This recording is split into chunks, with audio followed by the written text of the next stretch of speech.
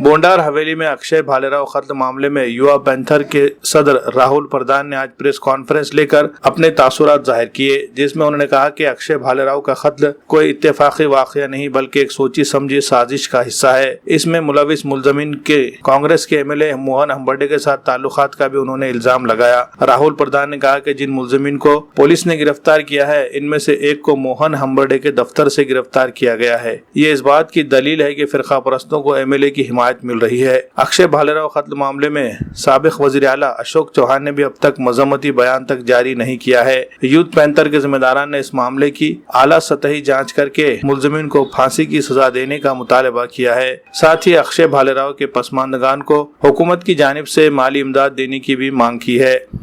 त्यांची कुठेही एंट्री झालेली दिसत नाही। ह्युमन राईट्स कमिशनने अशा घटनांची फिर्याद, अशा घटनांची दखल तात्काळ घ्यायला पाहिजे। सर, आता महत्त्वाचा मुद्दा असा आहे की ही सगळी आता घटना झालेली आहे, 2 दिवस झालेली आहे आणि ह्या जिल्ह्यातले की जे आंबेडकरी वर निवडून आलेले आहेत, आमदार असतील आणि खासदार असतील, सत्ताधारी आणि विरोधक दोन्ही पक्षातील, अजूनपर्यंत एकानेही याच्यामध्ये निषेध कोणीही केलेला नाही। सत्ताधारी पक्षाचे तर जिल्हा प्रमुख पोलिसांवर प्रेशर आणत आहे शासनाच्या मार्फत की आणि त्यांचा दबाव असूही शकतो असाही आमचा आरोप आहे। पण मला हे म्हणायचं की या जिल्ह्याला 2-3 वेळेला महाराष्ट्राचं मुख्यमंत्री पद मिळालेलं आहे, देशाचं गृहमंत्री पद मिळालेलं आहे। ते महाराष्ट्राचं मुख्यमंत्री पद भूषवलेले अशोक चव्हाण यांनी अजूनपर्यंत साधा निषेधही नोंदवलेला नाही की जे नेहमी पुरोगामी विचारांची भूमिका मांडतात त्या पक्षाकडून येतात आणि ते आंबेडकरी मतांवर राजकारण करतात।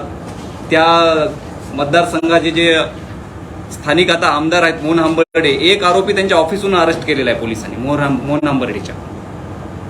म्हणजे मला हे तुम्हाला निदर्शनास आणून द्यायचं आहे की स्थानिक आमदार असतील, सत्ताधारी असतील किंवा विरोधक असतील, हे सगळे एकत्रित आहेत। गाव गुंडांना वाचवण्यासाठी हे सगळे एकत्रितपणे मदत करत आहेत, पोलिसांवर प्रेशर आणत आहेत। त्याच्यामुळं या प्रकरणामध्ये मी पोलीस अधीक्षक साहेबांचं कौतुक करतो आणि माननीय कलेक्टर अभिजितराव साहेबांचं दोघांचंही कौतुक करतो की त्यांनी खूप चांगल्या पद्धतीनं हे प्रकरण हाताळलेलं आहे।